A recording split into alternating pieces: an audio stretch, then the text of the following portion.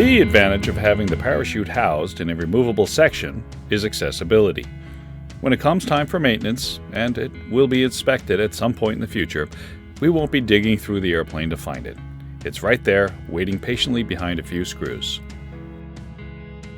However, the factory-drilled fiberglass holes for the metal rocket mount were just a hair off from lining up with said mount.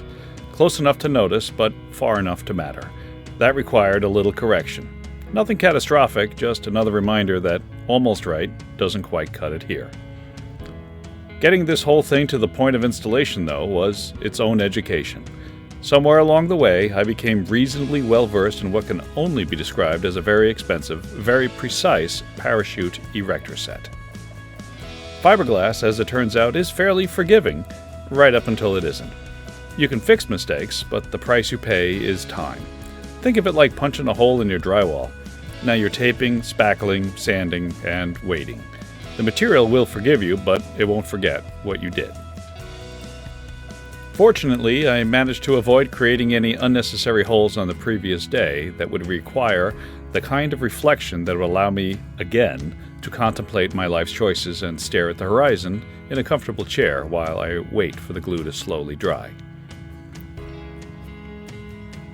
We took the parachute system as far as we could for the day and then shifted our attention to the cables. And this is where things got a little interesting. The empennage, metal. The engine and wings, also metal. But in between sits a fiberglass fuselage acting like a giant non-conductive barrier separating front from back. Matt explained that we can't have these sections electrically isolated, like estranged family members who refuse to speak to each other at a Thanksgiving dinner table. Everything needs to be connected and speaking the same language in the same room. Fortunately, that's one of those tasks that's relatively straightforward, as long as you do it before the top skin goes on. The last task of the day was fitting the top cover, the piece that would protect the rocket and parachute from the elements. And if all goes according to plan, quietly sit there and do absolutely nothing for the life of the airplane. Of course, its real job is a little more dramatic.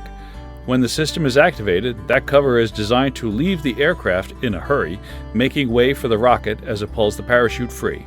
It's not something I would ever want to see happen, but if it does, I want it to work flawlessly.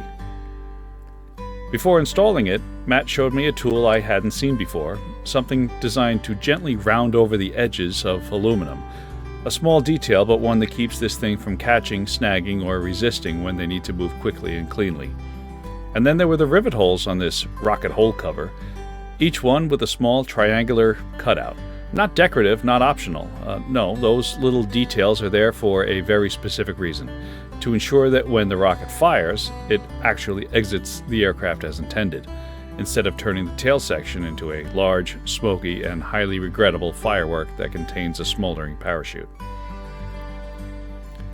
You plan for cross-country flights, you plan to include weather, you plan on how to get to and from the airport and faraway destinations, and you plan for all these options. And it's a strange thing installing a system you hope never to use. But like most things in aviation, it's not about hope, it's about preparation and seeking options to fulfill a need. Options are good. Matt then brought us over to a shelf lined with paint cans, rows of colors that eventually define the personality of airplanes not yet finished. Somewhere in that lineup was ours.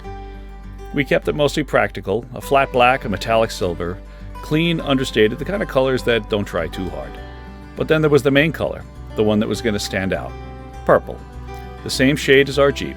Not exactly an obvious choice, but the right one for Nanette and myself. When Matt cracked open the lid, that settled it. No second guessing, no debate, just smiles knowing that it's going to look awesome when it's finally on the plane. Doug Goodrich recommended we work with Evoque for the paint scheme, and like many of his customers had before us, the process turned out to be surprisingly straightforward. After spending some time looking at dozens and dozens of existing airplanes and old airplanes with new paint schemes, and we really didn't find anything that clicked, I turned to AI for a few ideas.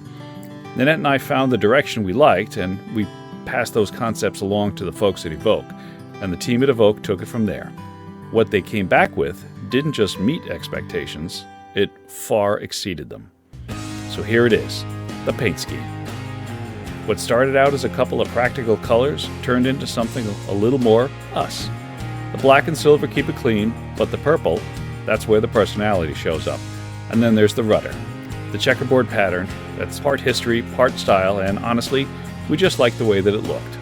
It's been around in aviation forever, on warbirds and aerobatic airplanes, and usually stands out a bit, which this definitely does. I'm fairly certain the checkerboard on the rudder and the flaps make the airplane fly 5 to 7 knots faster. Nanette? Not so much. The following week, Nanette wasn't able to make the trip, so I headed up to the build center on my own. The plan for the day was simple on paper: finish up the parachute installation now that the fiberglass had cured, and start fitting the top skin onto the fuselage, as well as the piece that would go on top of the rocket and cover that. The top skin, as it turns out, was ambitious, big, slightly uncooperative, and the kind of piece that reminds you it isn't a plug-and-play operation. Fortunately for Matt, he had a plan. And that plan, as he calmly explained it, involved cutting the fuselage. Not the top skin, the fuselage. The expensive part. The part we'd eventually be sitting inside at altitude.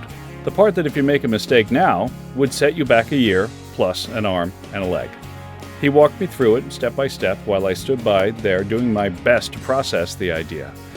Matt mentioned that it's only going to get worse until it gets better, which was a bit unsettling, but he said, "We'll be fine." But this also wasn't Matt's first rodeo. With a steady hand and a clear plan, he carefully trimmed back the fiberglass, creating the space needed for the top skin to fit the way it was designed to. It wasn't rushed or reckless. He was deliberate with every move of his hand. And when it was done, dust was everywhere, edges were cleaned up, and everything was sitting the way it should. I had to admit he was right. And sometimes progress looks a lot like destruction, and then magically turns back into progress. Well, that's it for today. Stay tuned for the next video and make sure you like this video and subscribe. And until next time, happy flying.